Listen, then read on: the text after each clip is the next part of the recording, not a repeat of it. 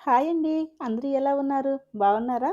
పిల్లలు స్కూల్‌కి వెళ్తున్నారు గాబట్టి బానే ఉంటారులెండి. ఇక ఈరోజు వ్లాగ్ అయితే కొంచెం స్పెషల్‌గా చాలా ఇంట్రెస్ట్‌గా ఉంటది. వీడియోని ఎక్కడ స్కిప్ చేయకుండా చూడండి. మార్నింగ్ లేసి పనులన్నీ కంప్లీట్ జేసేసుకొని, ఇలా చక్కగా ఇల్లంతా సర్దుకుంటే చూడటానికి ఎంత ప్రశాంతంగా ఉంటుంది కదా! పిల్లలు స్కూల్‌కి వెళ్లారు గాబట్టి ఇల్లు ఎలా సర్దానో అలానే ఉంది. లేకపోతే మీకు తెలియనిదేముంది మొత్తం చిందరవందరగానే ఉంటది. చిన్న ఇల్లు గాని, పెద్ద ఇల్లు గాని మనకున్న వస్తువులతోనే ఇలా సర్దామనుకోండి చూడటానికి చాలా అందంగా, చక్కగా ఉంటుందన్నమాట. నాకైతే ఇదే ఇష్టం. ఇంకా ఈరోజు వ్లాగ్ ఏంటంటే, మా మిడిల్ క్లాస్ వాళ్ళు వంట ఎలా ప్రిపేర్ చేసుకుంటారో చూపిస్తాను. ఈరోజు వంట వచ్చేసి నాటుకోడి చికెన్ ఫ్రై అండ్ రసం అన్నమాట. ఈ వంట నేను జస్ట్ 3 నిమిషాల్లో ప్రిపేర్ చేసేస్తాను. ఎలాగో మీరు కూడా చూసేసేయండి. ముందుగా రసం అయితే ప్రిపేర్ చేసుకుందాం. రసం కోసం ఒక చిన్న గిన్నె తీసుకొని, అందులో ఒక పెద్ద నిమ్మకాయ సైజ్ అంత చింతపండు వేసుకోవాలి. ఇలా వేసుకున్న చింతపండుని నీట్‌గా వాష్ చేసుకోండి. ఇలా వాష్ చేసిన తర్వాత ఈ చింతపండుని వేరే గిన్నెలో వేసుకొని ఇందులోకి కొద్దిగా వాటర్ అనేది యాడ్ చేసుకోండి. వాటర్ యాడ్ చేసిన తర్వాత ఇప్పుడు ఇందులోకి ఒక 3 టమాటాలను తీసుకొని కొంచెం పండు టమాటాలు తీసుకోండి. వీటిని ఇలా ముక్కలుగా కట్ చేసి వేసుకోవాలి. ఇప్పుడు దీంట్లో కల్లుప్పు కొద్దిగా యాడ్ చేసుకోండి. మా సైడ్ వంటల్లో అన్నిట్లో కూడా సాల్ట్ కంటే కల్లుప్పే ఎక్కువ యాడ్ చేస్తాం. ఇప్పుడు దీనిపైన మూత పెట్టి ఒక 10 నిమిషాల పాటు పక్కన పెట్టేసేయండి. తర్వాత 10 నిమిషాల తర్వాత ఇప్పుడు దీన్ని తీసుకొని మనం చేత్తో ఇలా మెత్తగా మెదుపుకోవాలి. చూస్తున్నారు కదా వీడియోలో చూపిస్తున్న విధంగా ఈ విధంగా గట్టిగా పిసికేయండి.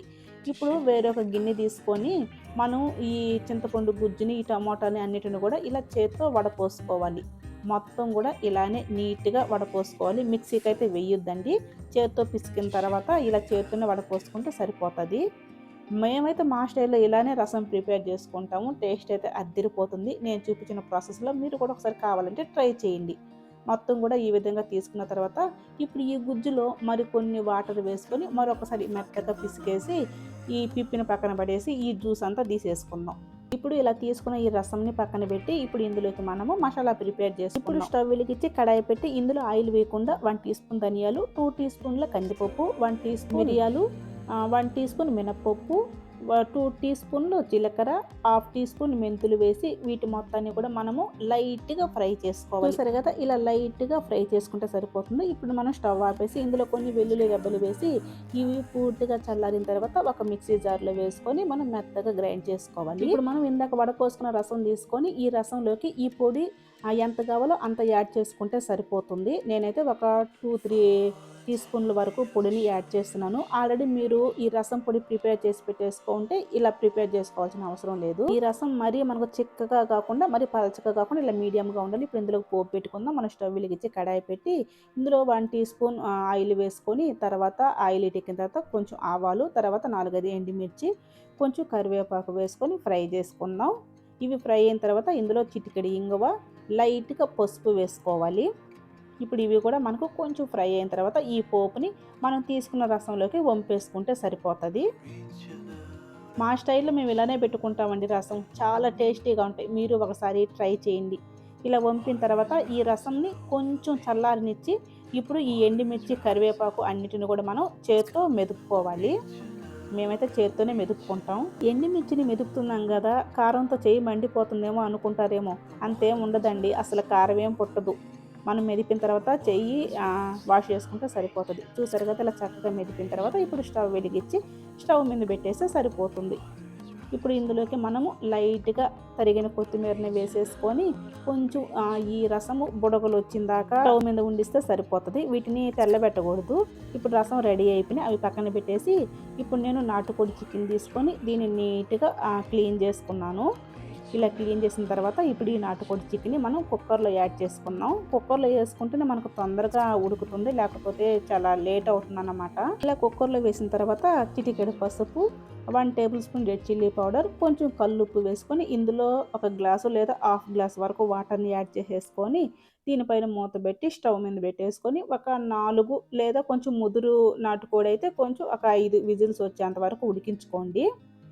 నేనైతే స్టవ్ మీద పెట్టి ఒక 3 విజిల్స్ వచ్చేంత వరకు ఉడికించుకున్నాను. ఇప్పుడు ఇందులోకి మసాలా ప్రిపేర్ చేసుకుందాం. స్టవ్ వెలిగించి కడాయి పెట్టి 2 టేబుల్ స్పూన్ ధనియాలు, కొంచెం మిరియాలు, కొంచెం జీలకర్ర, 4, 5 లవంగాలు, ఒక 2 యాలకులు, కొంచెం దాల్చిన చెక్క, ఒక బిర్యానీ ఆకు వేసుకొని వీటిని లైట్‌గా ఫ్రై చేసుకున్నాం. ఈ మసాలా చికెన్ కర్రీలోకి, ఫ్రైలోకి చాలా టేస్టీగా ఉంటుందండి. ఇప్పుడు అది చల్లారిపోయింది. అది పక్కన పెట్టేసి మనము కర్రీ ప్రిపేర్ చేసుకున్నాం. మనం స్టవ్ వెలిగించి ఒక గిన్నె పెట్టుకొని ఇందులో 2 టేబుల్ స్పూన్లు ఆయిల్ వేసుకొని జస్ట్ కొంచెం జీలకర్ర వేసుకోండి. ఇవి ఫ్రై అయిన తర్వాత ఒక 3 ఆనియన్స్ని సన్నగా కట్ చేసి వేసుకొని కొంచెం బ్రౌన్ కలర్ వచ్చేంత వరకు ఫ్రై చేసుకోవాలి. ఇప్పుడు ఇందులోకి 2 టేబుల్ స్పూన్లు అల్లం వెల్లుల్లి పేస్ట్ వేసుకొని ఇది కొంచెం పచ్చివాసన పోయి బ్రౌన్ కలర్ వచ్చేంత వరకు ఫ్రై చేసుకున్నాం. మనకు చికెన్ కూడా ఉడికిపోయింది, దాన్ని పక్కన పెట్టేసాం. చూసారు కదా, అల్లం వెల్లుల్లి పేస్ట్ ఇలా బ్రౌన్ కలర్కి వచ్చిన తర్వాత మనం ఉడికించుకునే చికెన్ వాటర్తో పాటు ఈ మసాలాలోకి యాడ్ చేసేసుకుందాం. ఇలా యాడ్ చేసిన తర్వాత ఈ మొత్తాన్ని కూడా మనము ఈ విధంగా చక్కగా కలిపేసుకుందాం. ఇలా కలిపిన తర్వాత దీనిపైన మూత పెట్టి ఒక 2 నిమిషాల పాటు మనం ఉడికించుకుందాం. ఇప్పుడు చూద్దాం. చూసారు కదా, ఇలా ఉడికిన తర్వాత మనం ఇందాక ప్రిపేర్ చేసి పెట్టుకున్న పొడి మసాలాని ఇందులోకి యాడ్ చేసుకోవాలి. నేనైతే ఒక 3 టీ స్పూన్ల వరకు ఈ పొడి మసాలాని యాడ్ చేసుకున్నాను. ఈ మసాలా వేసిన తర్వాత ఈ మొత్తాన్ని మరొకసారి కలిపి దీనిపైన మూత పెట్టి మరొక 2 నిమిషాల పాటు ఆ మంట లో ఫ్లేమ్లో పెట్టుకొని మగ్గించుకోండి. ఇలా మగ్గించుకున్న తర్వాత ఇప్పుడు ఇందులో ఫైనల్గా రెడ్ చిల్లీ పౌడర్ని యాడ్ చేసుకోండి. మీరు రెడ్ చిల్లీ పౌడర్ని చూసి యాడ్ చేసుకోండి, ఎందుకంటే మనం మిరియాలు అన్నీ వేసాం కాబట్టి, ఆల్రెడీ మనం ఉడికించేటప్పుడు రెడ్ చిల్లీ పౌడర్ కూడా వేసాం కాబట్టి చూసుకొని యాడ్ చేసుకోండి. ఇలా యాడ్ చేసిన తర్వాత మరొక 2 నిమిషాల పాటు ఉడికించుకొని ఫైనల్గా ఇందులోకి కొద్దిగా కొత్తిమీర చల్లుకొని మరొక నిమిషం పాటు చక్కగా ఇలా మంట లో ఫ్లేమ్లో పెట్టుకొని ఫ్రై చేసుకున్నారు అంటే ఎంతో టేస్టీగా ఉండే నాటుకోడి చికెన్ ఫ్రై రెడీ అయిపోయినట్లే. ఇప్పుడు ఈ ఫ్రై మొత్తాన్ని కూడా మనము ఒక గిన్నెలోకి తీసేసుకుందాం. చక్కగా ఇలా తీసుకున్న తర్వాత ఇప్పుడు ఈ వంటలన్నిటిని మనం డైనింగ్ టేబుల్ పైన సర్దేసుకుందాం. చూసారు కదా, వేడి వేడిగా అన్నము అండ్ వేడి వేడిగా రసం,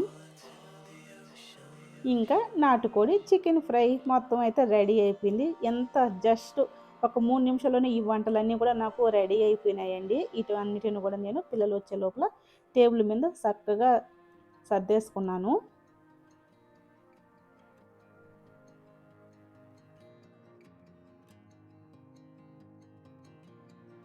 ఇవన్నీ టేబుల్ మీద సర్దేసిన తర్వాత పిల్లల కోసం అయితే వెయిట్ చేస్తున్నాను. పిల్లలు వచ్చిన తర్వాత పిల్లలు నేను ఫుల్గా తిని ఒక స్లీప్ వేసేసేయాల. అంతేనండి, ఈరోజు వ్లాగ్ ఇంతటితో ఎండ్ చేసేస్తున్నాను.